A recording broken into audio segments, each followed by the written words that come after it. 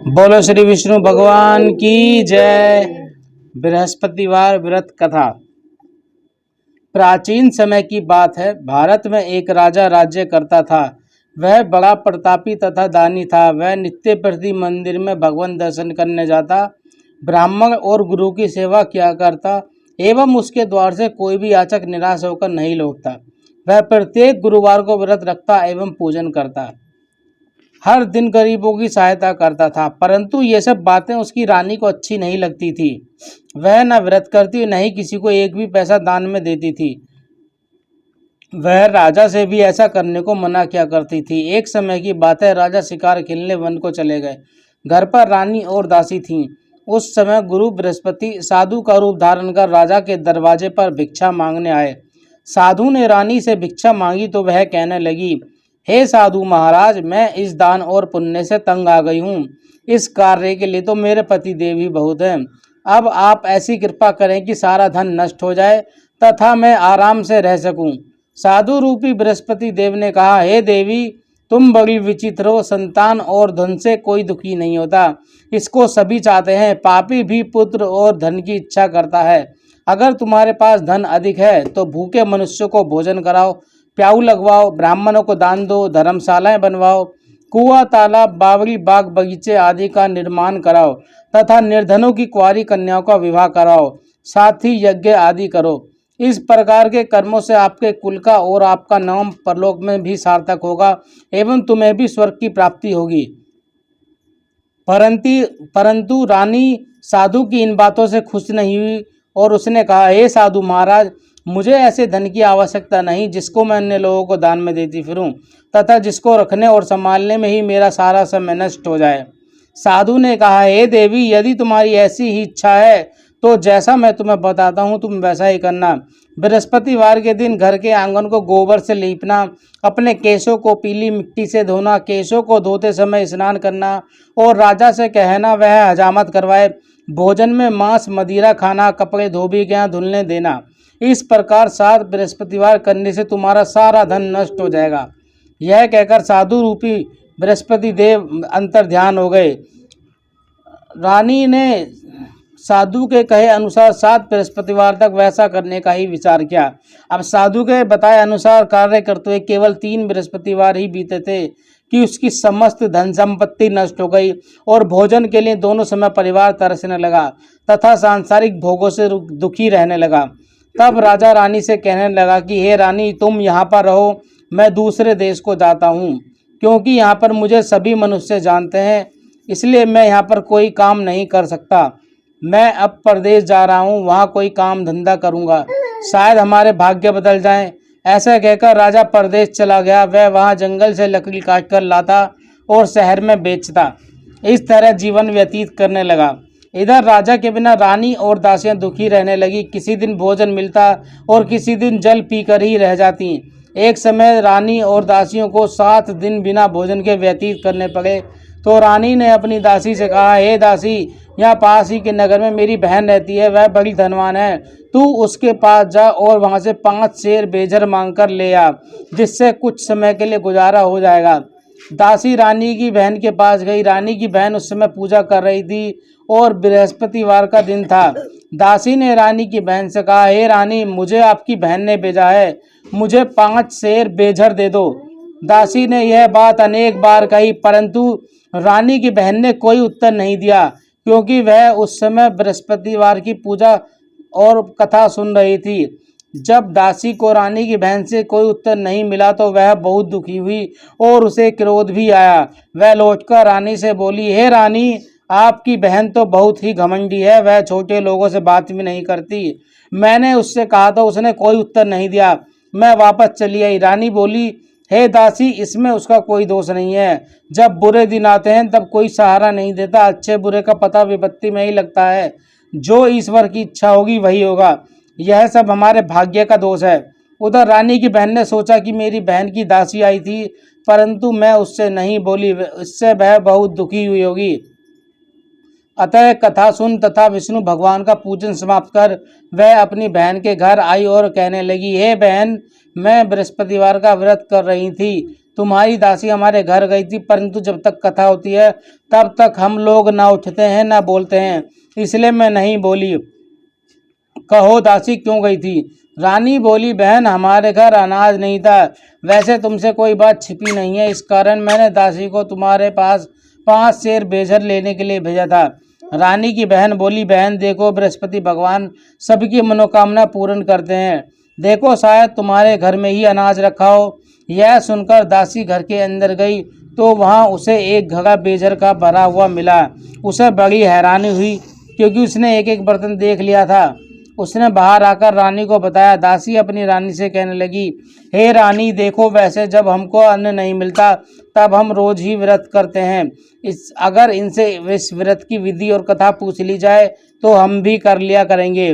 दासी के कहने पर रानी ने अपनी बहन से बृहस्पतिवार व्रत के बारे में पूछा।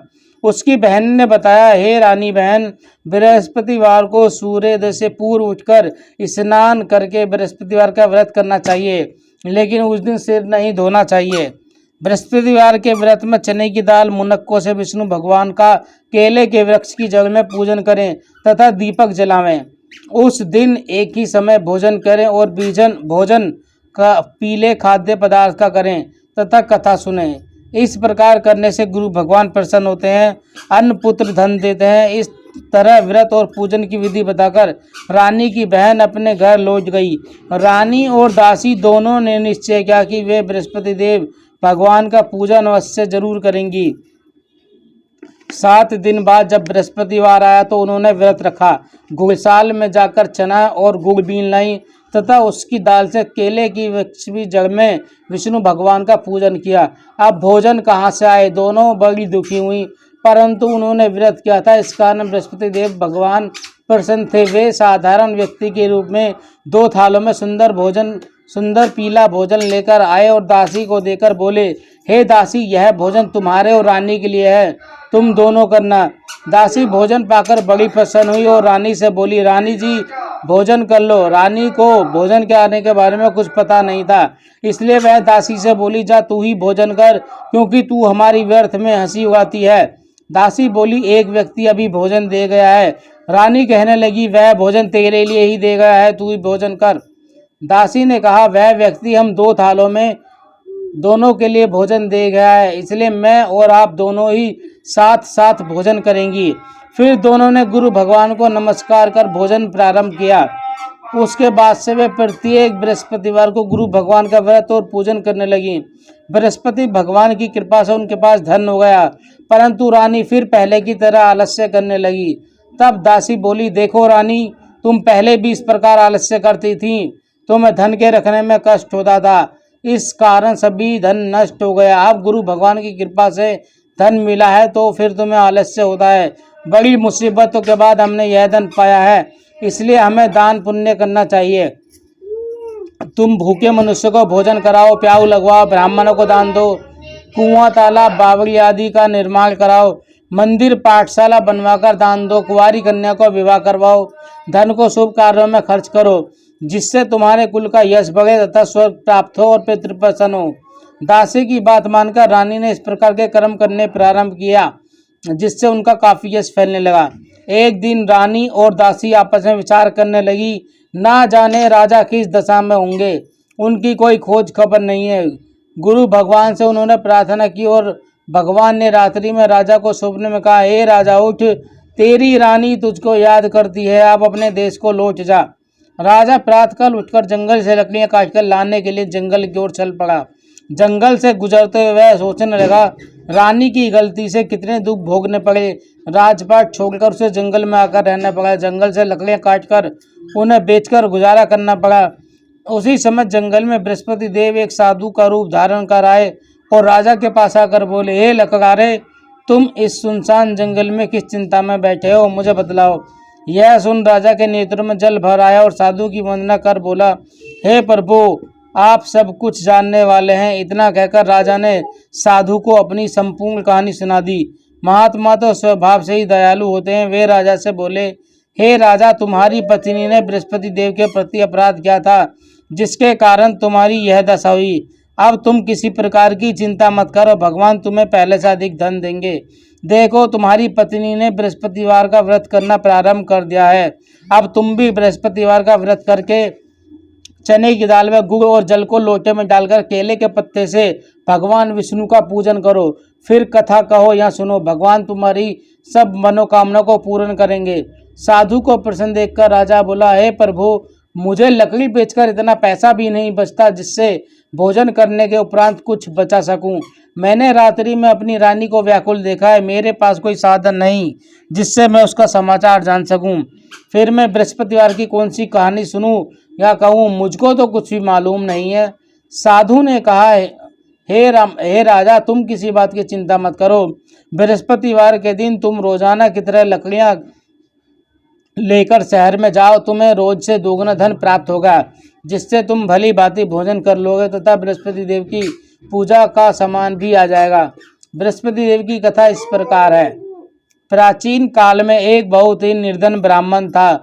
उसके कोई संतान नहीं थी। वह नित्य पूजा पाठ करने जाता, परंतु उसकी स्त्री बहुत मलिनता के साथ रहती थी। वह न स्नान करती, न ही किसी का पूजन करती और न ही किसी देवता का भोग लगाती। प्रातःकाल उठते ही सर्वप्रथम भोजन करती, बाद में कोई अन्य कार्य करती। ब्राह्मण देवता बहुत दुखी रहते थे। पत्नी को बहुत समझाते, किंतु उसका कोई परिणाम न निकलता। भगवान की अनुकंपा से एक समय उस ब्राह्मण की पत्नी गर्भवती हुई और 10वें महीने एक सुंदर कन्या को जन्म दिया। निर्धन ब्राह्मण कन्या के जन्म से बहुत दुखी हुआ। धीरे धीरे ब्राह्मण की कन्या बड़ी होने लगी। बचपन से ही उस कन्या की रुचि भगवान विष्णु की पूजा में थी। अतः प्रातः उठते ही स्नान आदि करके भगवान विष्णु की पूजा करने मंदिर में जाती। बृहस्पतिवार को व्रत करके विधिवत पूजा पाठ करती थी। पूजा पाठ के बाद वह पढ़ने के लिए पाठशाला में जाती थी। घर से चलते हुए मुट्ठी भर जो साथ लेकर जाती और पाठशाला के रास्ते में थोड़े थोड़े जो गिराती जाती थी। जब वह पाठशाला से घर लौटती तो वह जौ के दाने सोने में बदले हुए मिलते थे। लड़की सभी सोने के दाने बीन लाती थी। एक दिन जब वह सोने के दानों को साफ कर रही थी तो उसकी माँ ने कहा, बेटी, सोने के दानों को साफ करने के लिए सोने का सूप भी होना चाहिए। अगले दिन बृहस्पतिवार था। उसने भगवान बृहस्पति देव की पूजा करते हुए प्रार्थना की, हे भगवान, यदि मैंने आपका व्रत विधिवत किया हो तो मुझे सोने का सूप दे दो। भगवान बृहस्पति देव ने उसकी मनोकामना पूरी करने का वचन दिया। पाठशाला से लौटते समय उसे रास्ते में सोने का सूप पड़ा हुआ मिला। घर लौटकर सोने का सूप अपनी माँ को दिखाकर वह सोने के दाने साफ करने लगी। उसी समय नगर का राजकुमार उसके घर के पास से गुजरा तो उस सुंदर लड़की को सोने के सूप में जो साफ करते हुए देख राजकुमार उस पर मोहित हो गया। महल में लौटकर राजकुमार ने राजा से उस लड़की से विवाह करने की इच्छा प्रकट की तो राजा ने ब्राह्मण को महल में बुलाकर राजकुमार से उसकी लड़की के विवाह की बात कही तो ब्राह्मण तैयार हो गया और धूमधाम से उस लड़की का विवाह राजकुमार से हो गया। दुल्हन बनकर ब्राह्मण की लड़की महल में चली गई। लड़की के चले जाने से ब्राह्मण फिर से निर्धन हो गया। उसे कई कई दिन भोजन भी नहीं मिलता था। वह बहुत दुखी होकर ब्राह्मण एक दिन अपनी लड़की के पास गया। अपने पिता से निर्धनता का समाचार सुनकर उसे बहुत सा धन विदा देकर पिता को विदा किया। उस धन से ब्राह्मण के कुछ दिन तो आराम से गुजर गए, लेकिन जल्दी फिर भूखे मरने की हालत हो गई। ब्राह्मण अपनी लड़की से धन लेने के लिए फिर से महल में पहुंचा तो लड़की ने पिता की बुरी हालत देखकर कहा, पिताजी, आखिर आप कब तक मुझसे धन लेकर जीवन यापन करेंगे? आप कोई ऐसा उपाय क्यों नहीं करते जिससे घर धन संपत्ति से भर जाए? ब्राह्मण ने कहा, मैंने तेरी माँ को बहुत समझा लिया पर उसकी समझ में कुछ नहीं आता। उसका फूहड़पन नष्ट हो तो घर की निर्धनता भी दूर हो जाए। तब कुछ सोचकर लड़की ने अपने पिता से कहा, पिताजी, आप कुछ दिनों के लिए माँ को मेरे पास छोड़ जाओ। तब कुछ सोचकर ब्राह्मण पत्नी को लड़की के पास महल में छोड़ गया। लड़की ने अपनी माँ से कहा, माँ, तुम प्रातः काल उठकर स्नान आदि करके भगवान विष्णु की पूजा अवश्य करना। पूजा करने से तुम्हारी निर्धनता अवश्य दूर हो जाएगी। लेकिन उसकी माँ ने उसकी कोई बात नहीं मानी। तब क्रोधित होकर लड़की ने अपनी माँ को एक कक्ष में बंद कर दिया और सूर्योदय के समय माँ को उठाकर जबरदस्ती उसे स्नान कराया। फिर मंदिर में ले जाकर भगवान बृहस्पति की पूजा कराई। कुछ दिनों तक ऐसा करने से माँ की बुद्धि में परिवर्तन हुआ और वह स्वयं बृहस्पतिवार का व्रत रखने लगी। उसके व्रत रखने से ब्राह्मण के घर में भगवान विष्णु के अनुकंपा से धन की वर्षा होने लगी। दोनों पति पत्नी धन संपत्ति पाकर आनंद पूर्वक जीवन यापन करते हुए विष्णु धाम को चले गए। लकड़हारा बने राजा ने उन साधु से भगवान बृहस्पति देव की यह कथा सुनकर बृहस्पतिवार का व्रत करके भगवान विष्णु की पूजा की। उस दिन से उसके सभी कलेश दूर हो गए। अगले बृहस्पतिवार को कामकाज में अधिक व्यस्त रहने के कारण राजा भगवान बृहस्पति देव जी का व्रत नहीं कर सका। भगवान बृहस्पति देव लकड़हारे से क्रोधित होकर और उसे भूल की सजा दी। उस दिन नगर के राजा ने नगर में घोषणा करके सबको सूचित किया, प्रत्येक नागरिक मेरे महल में भोजन करने आए, जो नहीं आएगा उसे अपराधी मानकर भारी दंड दिया जाएगा। लकड़हारा बने राजा ने उस नगर की राजा की घोषणा सुनी तो, लेकिन जंगल से लकड़ी काटकर और उन्हें बेचने में देर हो जाने के कारण वह समय पर महल में भोजन करने नहीं जा सका। अतः राजा के सैन्य लकड़हारे को पकड़कर महल में ले गए। राजा ने उस महल के एक कक्ष में बैठाकर भोजन कराया। उस कक्ष में एक खूंटी पर रानी का सोने का हार लटका हुआ था। लकड़हारा अकेला उस कक्ष में भोजन कर रहा था। तभी उसने एक आश्चर्यजनक घटना घटती देखी। देखते ही देखते वह खूंटी हार को निकल गई। थोड़ी देर के बाद राजा ने हार को गायब देखा तो लकड़हारे को कारावास में जलवा दिया। लकड़हारा मन ही मन अपने भाग्य को कोसने लगा। तभी उसे जंगल में मिले साधु का स्मरण हुआ। थोड़ी देर में भगवान बृहस्पति देव सन्यासी के रूप में उसके सामने प्रकट हुए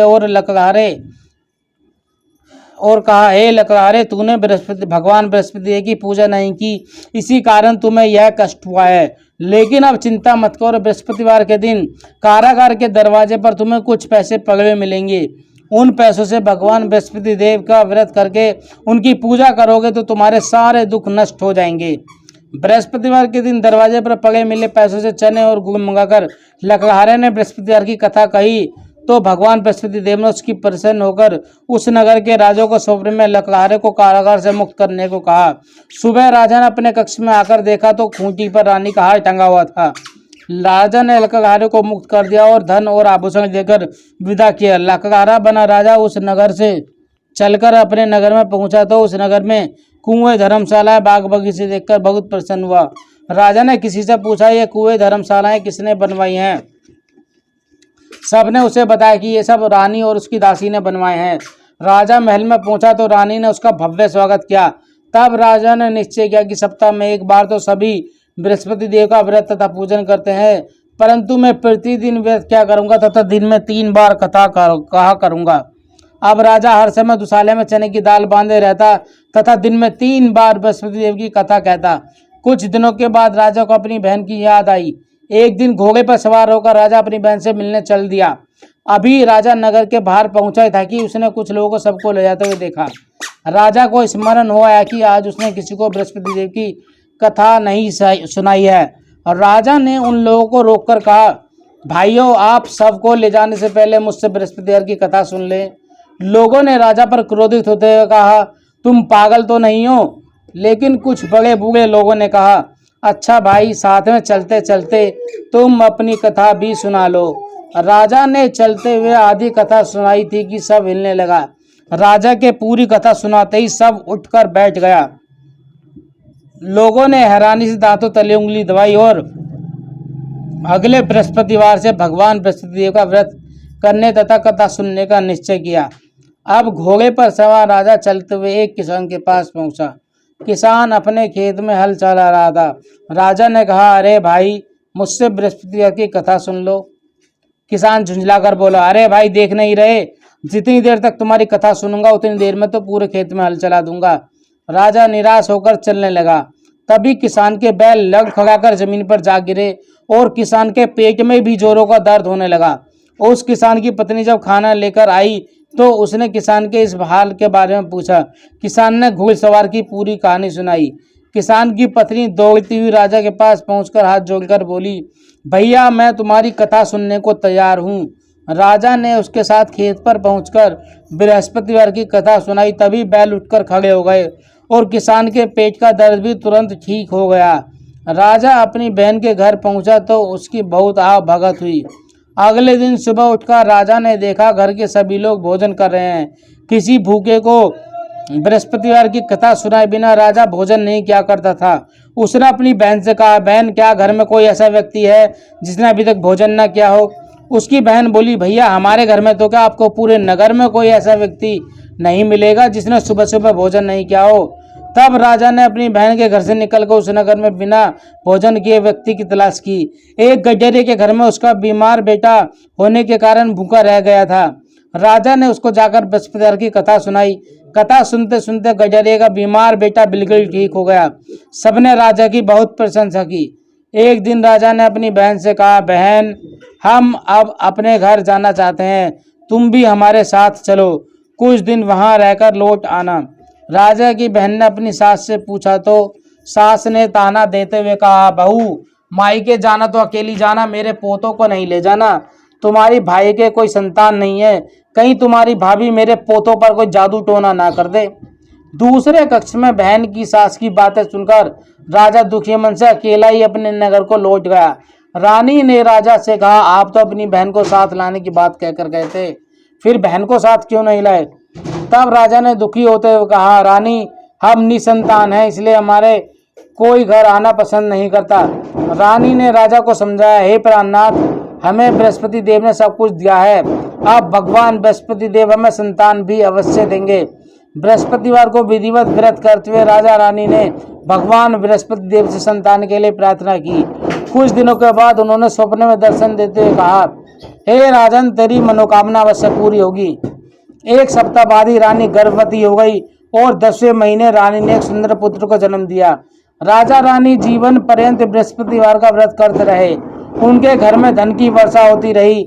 इस तरह आनंद पूर्वक जीवन यापन करते हुए राजा रानी भगवान बृहस्पति देव के अनुकंपा से मोक्ष को प्राप्त करके सीधे बैकुंठ धाम पहुंच गए। बृहस्पतिवार को विधिवत व्रत करके जो स्त्री पुरुष भगवान विष्णु की पूजा करते हैं, भगवान उनकी सभी मनोकामनाएं पूर्ण करते हैं। बोलो श्री विष्णु भगवान की जय, लक्ष्मी माता की जय। बोलो विष्णु भगवान की जय। आरती बृहस्पति देव की। जय बृहस्पति देवा, ओम जय बृहस्पति देवा। छिन छिन भोग लगाऊं कदली फल मेवा, ओम जय बृहस्पति देवा। तुम पूर्ण परमात्मा, तुम अंतर्यामी, स्वामी तुम अंतर्यामी। जगत पिता जगदीश्वर, तुम सबके स्वामी, ओम जय बृहस्पति देवा। शरणामृत निज निर्मल, सब पातक हरता, स्वामी सब पातक हरता। सकल मनोरथ दायक, कृपा करो हरता, ओम जय बृहस्पति देवा। तन मन धन अर्पण, जो जन शरण पड़े, प्रभु जो जन शरण पड़े। प्रभु प्रकट तब होकर आकर द्वार खड़े, ओम जय बृहस्पति देवा। दीन दयाल दयानिधि, भक्त हितकारी, स्वामी भक्त हितकारी। पाप दोष सब हरता, भव बंधन हारी, ओम जय बृहस्पति देवा। सकल मनोरथ दायक, सब संशय हारी, स्वामी सब संशय हारी। विषय विकार मिटाओ, संतन सुखकारी, ओम जय बृहस्पति देवा। जो कोई आरती तेरी प्रेम सहित गावे, स्वामी प्रेम सहित गावे। ज्येष्ठानंद आनंद दंड सोने से पावे, ओम जय बृहस्पति देवा। बृहस्पति देवा, स्वामी जय बृहस्पति देवा।